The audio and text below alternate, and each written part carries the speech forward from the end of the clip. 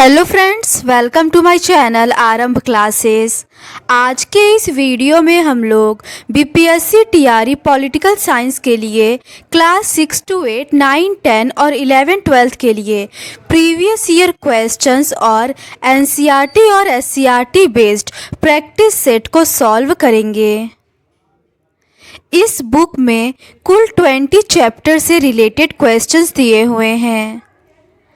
इसमें BPSC TRE, DSSB TGT PGT, KVS TGT PGT, NVS TGT PGT, EMRS इन सभी exams में political science के जो क्वेश्चंस पूछे गए हैं वो सभी दिए हुए हैं। इस बुक में उन सभी एग्ज़ाम्स के क्वेश्चंस दिए हुए हैं जिसमें एनसीईआरटी से डायरेक्ट क्वेश्चंस पूछे जाते हैं, तो ये आपके लिए बहुत ही यूज़फुल होगा। तो बिना देर किए चलिए आज का ये वीडियो शुरू करते हैं।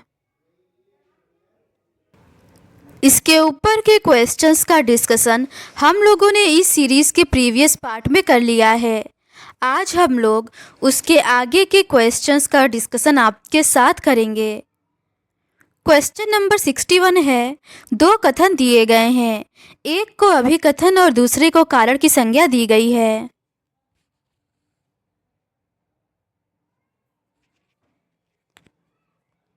अभिकथन है, श्रीलंका में लोकतांत्रिक रूप से निर्वाचित सरकार ने बहुसंख्यक परस्ती के तहत कई कदम उठाए।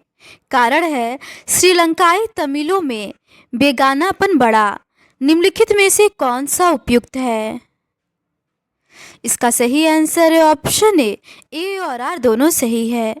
सन 1948 में श्रीलंका स्वतंत्र राष्ट्र बना। सिंहली समुदाय के नेताओं ने अपनी बहुसंख्या के बल पर शासन पर प्रभुत्व जमाना चाहा।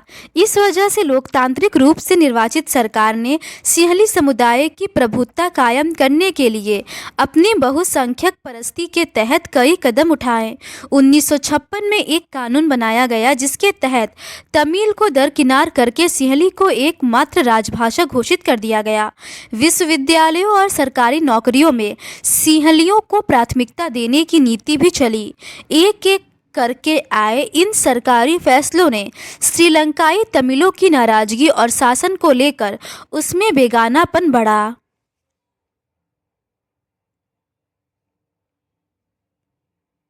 अगला प्रश्न है, चगुआरा मास की संधि कब हस्ताक्षरित की गई ताकि स्वतंत्र वेस्ट इंडीज द्वीप पर संयुक्त प्राधिकार स्थापित किया जा सके? इसका सही आंसर है ऑप्शन बी, वर्ष 1973 में। चगुआरा मास की संधि वर्ष 1973 में हस्ताक्षरित की गई ताकि स्वतंत्र वेस्ट इंडीज द्वीप पर संयुक्त प्राधिकार स्थापित किया जा सके।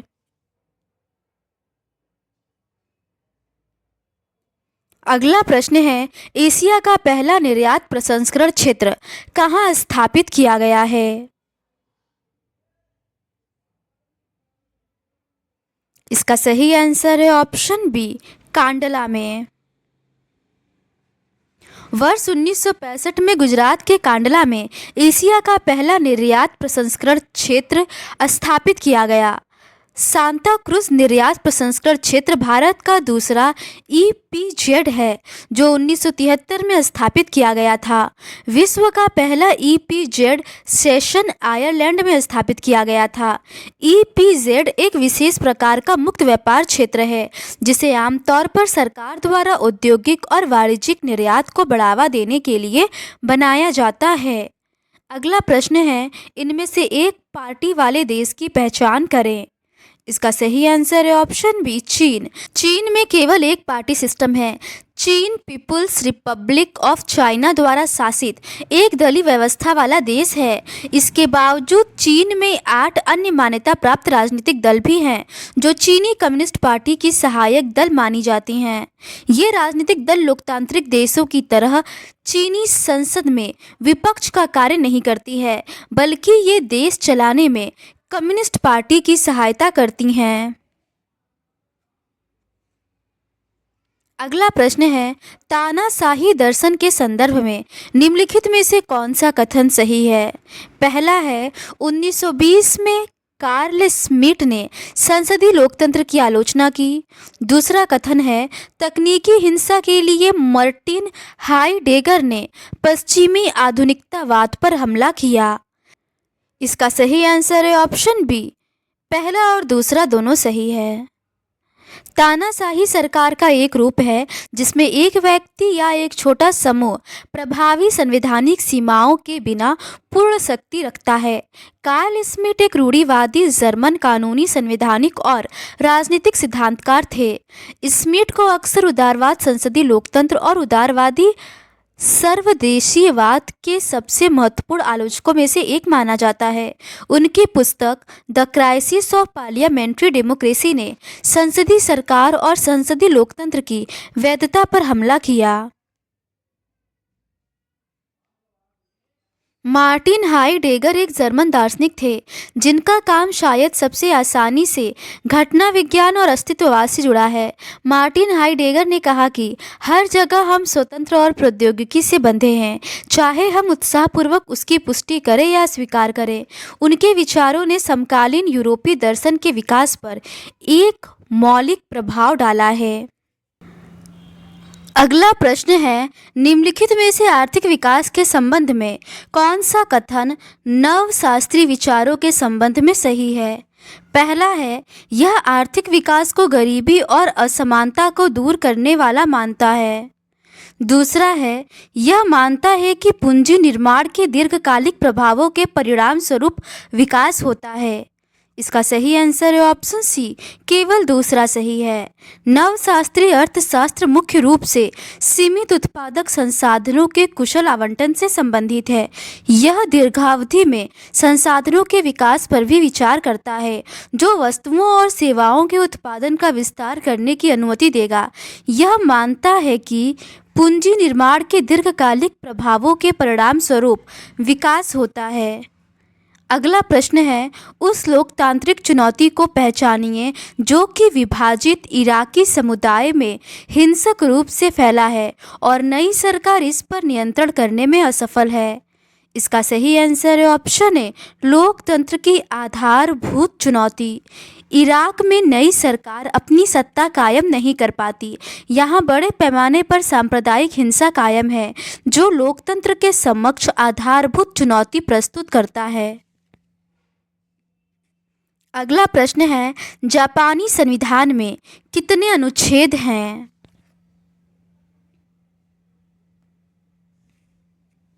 इसका सही आंसर है ऑप्शन बी, 103 अनुच्छेद।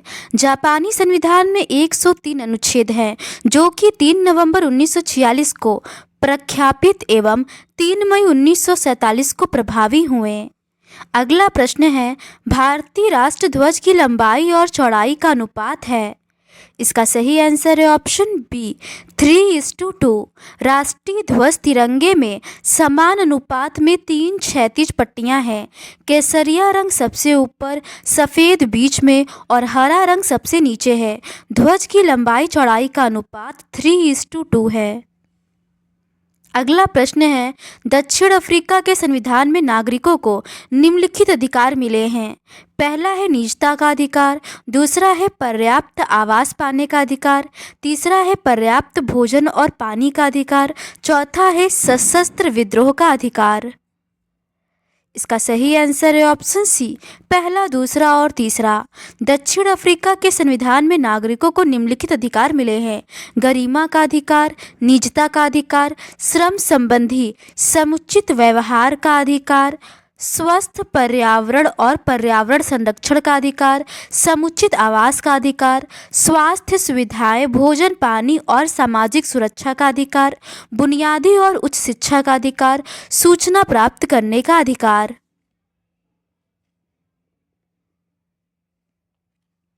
अगला प्रश्न है निम्नलिखित देशों में से किसमें मूलवासियों के वोट का महत्व अन्य से अधिक है। इसका सही आंसर है ऑप्शन ए, फिजी। फिजी में मूलवासियों के वोट का महत्व अधिक है। यहाँ के 37% निवासी भारतीय हैं। अगला प्रश्न है संयुक्त राज्य लोक सेवा आयोग के अध्यक्ष और सदस्यों की नियुक्ति कौन करता है। इसका सही आंसर है ऑप्शन सी, भारत का राष्ट्रपति। भारतीय संविधान के अनुच्छेद 315 के अनुसार दो या दो से अधिक राज्यों की आपसी सहमति से राज्यों के उस समूह के लिए एक लोक सेवा आयोग का गठन किया जा सकता है। भारतीय संविधान के अनुच्छेद 316 में कहा गया है कि जेएसपीएससी के और अन्य सदस्यों की नियुक्ति भारत के राष्ट्रपति द्वारा की जाएगी। संयुक्त आयोग का सदस्य 6 वर्ष की अवधि या 62 वर्ष की आयु जो भी पहले हो पद धारण करेगा। अगला प्रश्न है, भंग होने से पहले योजना आयोग के अध्यक्ष के रूप में कार्य कर रहा था। इसका सही आंसर है ऑप्शन सी, प्रधानमंत्री। योजना आयोग के भंग होने से पहले प्रधानमंत्री नरेंद्र मोदी योजना आयोग के अध्यक्ष के रूप में कार्य कर रहे थे। प्रधानमंत्री ही योजना आयोग का अध्यक्ष होता था। योजना आयोग का गठन 15 मार्च 1950 को हुआ था। तत्कालिक प्रधानमंत्री पंडित जवाहरलाल नेहरू योजना आयोग के पहले अध्यक्ष थे।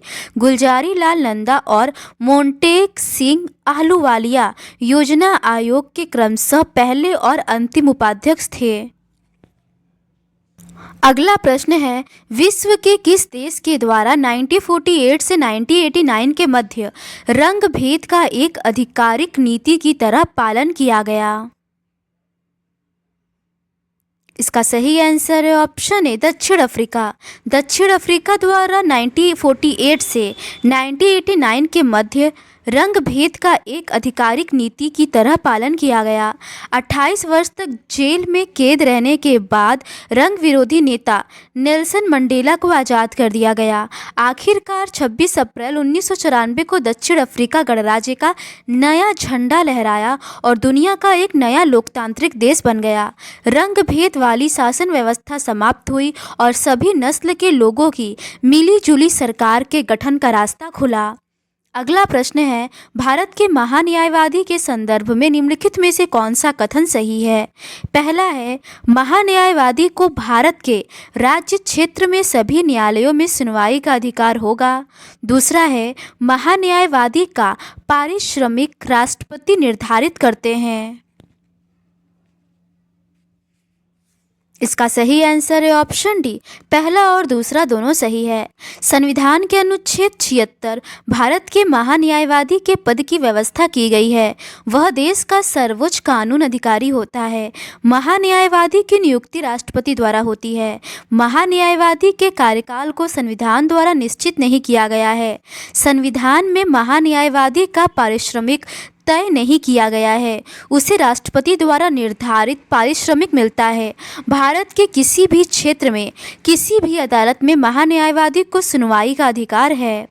अगला प्रश्न है, चाको युद्ध निम्नलिखित में से किन दो देशों के बीच लड़ा गया था? इसका सही आंसर है ऑप्शन डी, बोलीविया और पराग्वे। चाको युद्ध 1932 से 1935 तक बोलीविया और पराग्वे के बीच हुआ था। इस संघर्ष का कारण ग्रान चाको के उत्तरी क्षेत्र पर चाको बोरियल का नियंत्रण से शुरू हुआ था। बोलीविया के लिए यह एक रणनीतिक क्षेत्र था। यह पेट्रोलियम पदार्थ से संपन्न क्षेत्र है। अगला प्रश्न है, अनुकूलतम जनसंख्या सिद्धांत निम्नलिखित में से किस अवधारणा पर आधारित है? पहला है जनसंख्या आधिक्य, दूसरा है न्यून जनसंख्या। इसका सही आंसर है ऑप्शन ए, पहला और दूसरा दोनों।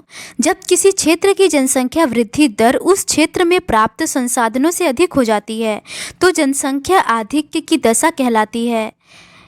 इसमें अतिरिक्त जनसंख्या संसाधनों पर दबाव उत्पन्न करती है।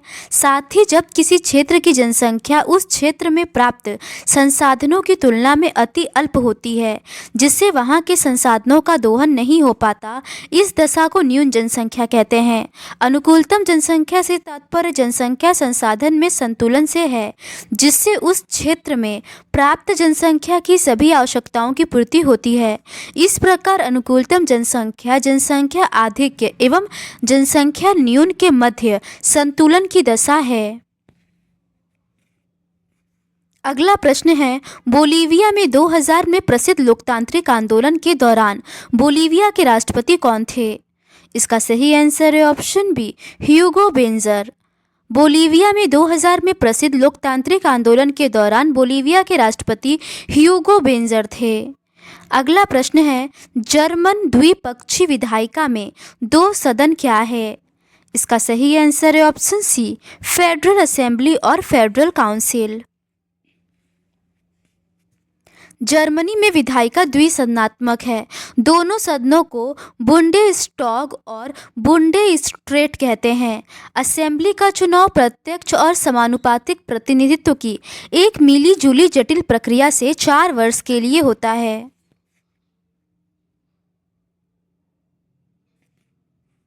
अगला प्रश्न है, इजराइल की विधायिका का नाम क्या है? इसका सही आंसर है ऑप्शन ए, नेसेट। इजराइल की विधायिका को नेसेट कहा जाता है। नेसेट में सदस्यों की कुल संख्या 120 है। अगला प्रश्न है, निम्नलिखित में से किस भारतीय राज्य की सदन में सबसे अधिक विधानसभा सीटें हैं? इसका सही आंसर है ऑप्शन डी, उत्तर प्रदेश। वर्तमान समय में विधानसभा सदस्यों की सर्वाधिक संख्या उत्तर प्रदेश में और सबसे कम संख्या पुदुचेरी में है, जबकि विधान परिषद में सर्वाधिक संख्या उत्तर प्रदेश की है। विधानसभा में सदस्यों के मामले में पश्चिम बंगाल दूसरे, महाराष्ट्र तीसरे तथा बिहार चौथे स्थान पर है। मध्य प्रदेश में 230, आंध्र प्रदेश में 175 और कर्नाटक में 224 सीटें हैं। अगला प्रश्न है, नेपाल और बोलीविया के राजनीतिक संघर्ष के संदर्भ में निम्नलिखित में से कौन सा कथन सही है? पहला है, नेपाल में आंदोलन लोकतंत्र की स्थापना के लिए था, जबकि बोलीविया में संघर्ष में एक निर्वाचित लोकतांत्रिक सरकार पर दावे शामिल थे। दूसरा कथन है, नेपाल का संघर्ष सफल रहा, जबकि बोलीविया का संघर्ष असफल रहा। इसका सही आंसर है ऑप्शन सी, केवल पहला सही है। नेपाल में चले आंदोलन का लक्ष्य लोकतंत्र को स्थापित करना था, जबकि बोलीविया में जन संघर्ष में एक निर्वाचित और लोकतांत्रिक सरकार को जनता की मांग मानने के लिए बाध्य किया गया। बोलीविया का जन संघर्ष सरकार की एक विशेष नीति के खिलाफ था, जबकि नेपाल में चले आंदोलन ने यह तय किया कि देश की राजनीति की नींव क्या होगी। ये दोनों ही संघर्ष सफल रहे, लेकिन इनके प्रभाव के स्तर अलग अलग थे। अगला प्रश्न है, हाउस ऑफ कॉमन्स निम्नलिखित में से किस देश से संबंधित है? इसका सही आंसर है option A, Britain. House of Commons द्विसदनी ब्रिटिश संसद का सार्वजनिक रूप से निर्वाचित निचला सदन है। ब्रिटेन में हाउस ऑफ कॉमन्स सबसे शक्तिशाली विधायी निकाय है। इसके पास कर लगाने और विभिन्न सरकारी विभागों और सेवाओं से मद देने या धन निकालने का एकमात्र अधिकार है। अगला प्रश्न है, डैश में संयुक्त राज्य अमेरिका ने मित्र राष्ट्रों के समर्थन में प्रथम विश्व युद्ध में हस्तक्षेप किया। इसका सही आंसर है ऑप्शन डी, अप्रैल 1917। 6 अप्रैल 1917 को संयुक्त राज्य अमेरिका ने जर्मनी के खिलाफ युद्ध की घोषणा की। जर्मन नौकाओं द्वारा 5 अमेरिकी जहाज़ों को डुबो दिया, जिससे अमेरिका का धैर्य समाप्त हो गया और अमेरिका 6 अप्रैल 1917 को प्रथम विश्व युद्ध में शामिल हो गया। अगला प्रश्न है, राष्ट्रमंडल एक अंतर सरकारी संगठन है जो ज़्यादातर ब्रिटिश उपनिवेशों के पूर्व क्षेत्र हैं।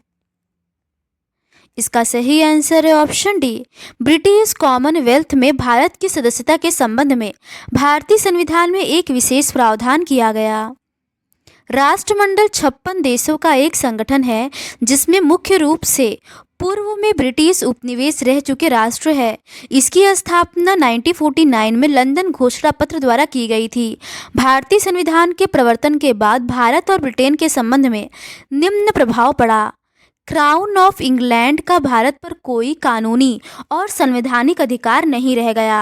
अब भारत के किसी भी नागरिक को ब्रिटिश क्राउन के प्रति कोई निष्ठा नहीं थी।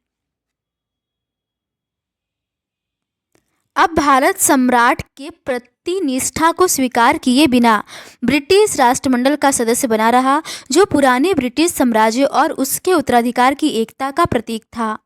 अगला प्रश्न है, भारतीय संविधान का कौन सा अनुच्छेद अंतर्राज्यिक नदियां या नदी दूनों के जल संबंधी विवादों का न्याय निर्णयन से संबंधित है? इसका सही आंसर है ऑप्शन सी, अनुच्छेद 262।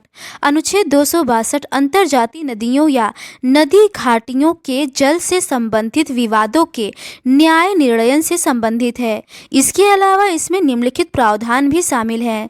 संसद कानून द्वारा किसी अंतर्जातीय नदी या नदी घाटी के जल के उपयोग, वितरण या नियंत्रण के संबंध में किसी भी विवाद या शिकायत के निर्णय का प्रावधान कर सकती है। इस संविधान में किसी बात के बावजूद संसद कानून द्वारा यह प्रावधान कर सकती है कि न तो सर्वोच्च न्यायालय और न ही कोई अन्य न्यायालय ऐसे किसी भी विवाद या शिकायत के संबंध में क्षेत्राधिकार का प्रयोग करेगी, जैसा कि उपरोक्त खंड में संदर्भित है।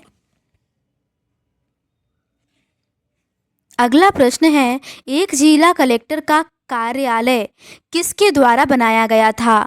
इसका सही आंसर है option C, Lord Warren Hastings. जिला कलेक्टर का कार्यालय 1772 में वॉरेन हेस्टिंग्स द्वारा बनाया गया था।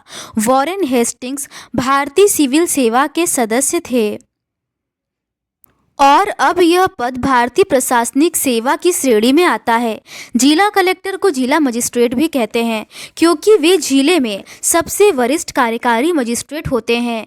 वे अपने जिले के मुख्य प्रशासनिक, कार्यकारी और राजस्व प्रमुख हैं और सरकारी संस्थाओं के मध्य समन्वय सुनिश्चित करते हैं। अगला प्रश्न है, किस वर्ष में जर्मनी में औपचारिक रूप से घोषणा की कि वह वर्साय की संधि के सैन्य या निरस्त्रीकरण खंडों से बाध्य नहीं है? इसका सही आंसर है ऑप्शन सी, 1932। वर्साय की बाध्यकारी संधि ने जर्मनी को निरस्त कर दिया था, जिसे आगे चलकर अक्टूबर 1993 में जर्मनी ने घोषणा की वह निरस्त्रीकरण और राष्ट्र संघ दोनों को छोड़ देगा। बाद में 1935 में जर्मनी अब वर्साय की संधि के सैन्य और निरस्त्रीकरण खंडों से बाध्य नहीं है।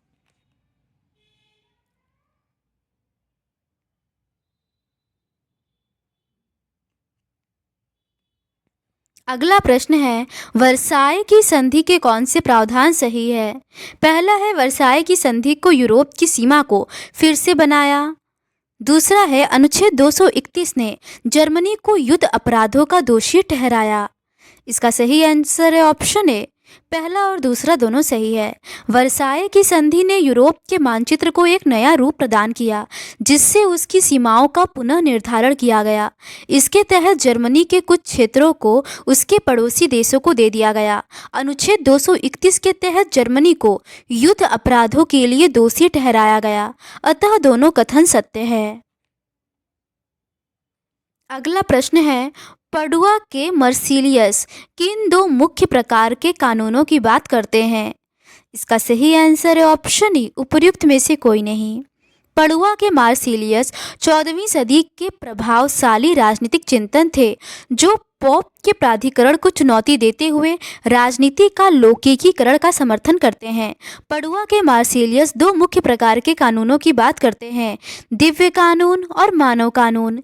वे दिव्य कानून को परमेश्वर का सीधा आदेश मानते हैं, जो मनुष्यों के स्वेच्छापूर्ण कार्यों को इस संसार में करने या न करने के लिए होता है, परंतु परलोक में सर्वोत्तम लक्ष्य या मनुष्य के लिए वांछनीय कुछ स्थितियों को प्राप्त करने के लिए वे मानव कानून को मानव का तर्कसंगत अधिकार, प्राकृतिक अधिकार के अनुसार मानते हैं और जो कि शांति और सामान्य हित के लिए आवश्यक मानते हैं। वे न्याय और कानून के बीच में भी अंतर करते हैं और मानते हैं कि कानून बनाने के लिए न्याय आवश्यक नहीं है।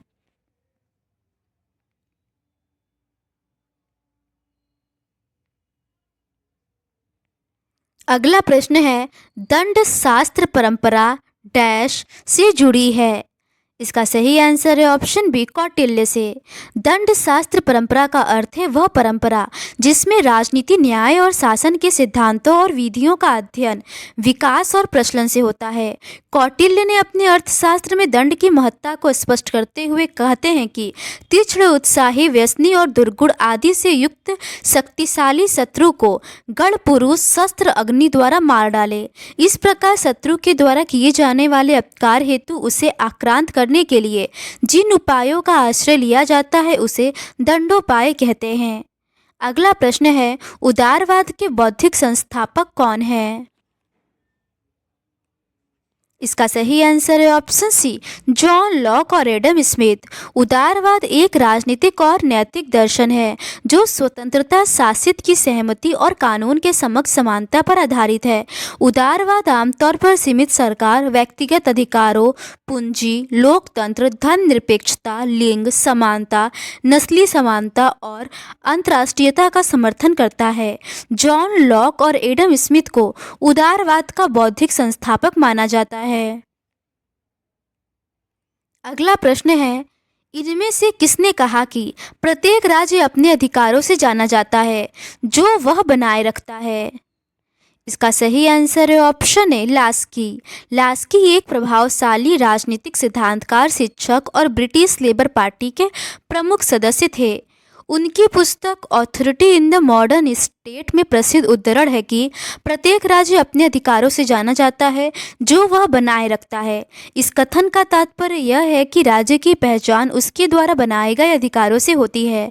अधिकार यहाँ राज्य के संवैधानिक, राजनीतिक और अन्य क्षेत्रों में उसकी क्षमता, स्वतंत्रता, प्रभुत्व और प्रतिष्ठा को सूचित करते हैं। अगला प्रश्न है, शीत युद्ध शब्द सबसे पहले किसके द्वारा गढ़ा गया था? इसका सही आंसर है ऑप्शन ए, बर्नार्ड बारूक। शीत युद्ध द्वितीय विश्व युद्ध के बाद सोवियत संघ और उसके आश्रित देशों और संयुक्त राज्य अमेरिका एवं उसके सहयोगी देशों के बीच भू राजनीतिक तनाव की अवधि को कहा जाता है। शीत युद्ध शब्द प्रथम प्रयोग 16 अप्रैल 1947 को बर्नार्ड एच बारूच ने दक्षिणी कैरोलिना विधानमंडल में दिए भाषण में किया। द्वितीय विश्व युद्ध के बाद विश्व दो महाशक्तियों सोवियत संघ और संयुक्त राज्य अमेरिका के वर्चस्व वाले दो शक्ति समूहों में विभाजित हो गया था।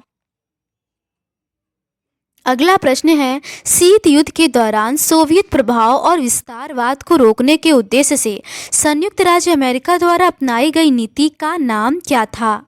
इसका सही आंसर है ऑप्शन ए, ट्रूमैन सिद्धांत। शीत युद्ध के दौरान ट्रूमैन सिद्धांत सोवियत संघ के साम्यवादी और साम्राज्यवादी प्रयासों पर नियंत्रण की एक अमेरिकी नीति थी जिसमें दूसरे देशों को आर्थिक सहायता प्रदान करने जैसे विविध उपाय अपनाए गए। उदाहरण के लिए अमेरिका ने ग्रीस एवं तुर्की की अर्थव्यवस्था और सेना के समर्थन के लिए वित्तीय सहायता प्रदान किया। अगला प्रश्न है, निम्नलिखित में से कौन सी साम्राज्यवादी की विशेषताएं हैं? इसका सही आंसर है ऑप्शन ए, उपनिवेश स्थापित करने और प्रदेशों का विस्तार करने की इच्छा। किसी शक्तिशाली, संपन्न व उन्नत देश को किसी कमजोर व पिछड़े देशों पर अपना अधिकार जमाने की इच्छा को साम्राज्यवाद कहा जाता है। अर्थात साम्राज्यवाद का अर्थ है किसी राष्ट्र की शक्ति या शासन को किसी अन्य राज्य के राजनीतिक एवं आर्थिक जीवन पर थोपना और उपनिवेश स्थापित करना। साम्राज्यवाद की विशेषताएं हैं, साम्राज्यवादी देश अपने अधीनस्थ उपनिवेशी देशों के व्यापार पर एकाधिकार स्थापित कर लेते हैं। साम्राज्यवादी मुख्यतः पूंजीवादी होते हैं। यह अपने से कमजोर का शोषण करके ही अधिक धन कमाते हैं। साम्राज्यवादी के द्वारा उपनिवेश स्थापित करना और प्रदेशों का विस्तार करने की इच्छा रखता है। साम्राज्यवादी देश अधीनस्थ देश के मूल साधनों का उपयोग अपने आर्थिक और राजनीतिक हितों की पूर्ति के लिए करते हैं। अगला प्रश्न है, इस सिद्धांत का वर्णन करने के लिए किस शब्द का प्रयोग किया जाता है कि प्रत्येक राष्ट्र राज्य को बाहरी शक्तियों के हस्तक्षेप के बिना खुद को नियंत्रित करने का अधिकार है? इसका सही आंसर है ऑप्शन ए, उपर्युक्त में से कोई नहीं। प्रत्येक राष्ट्र राज्य जो बाहरी शक्तियों के हस्तक्षेप के बिना खुद को नियंत्रित करने का अधिकार रखते हैं उन्हें संप्रभु राष्ट्र कहते हैं, जैसे अमेरिका, ब्रिटेन, भारत इत्यादि।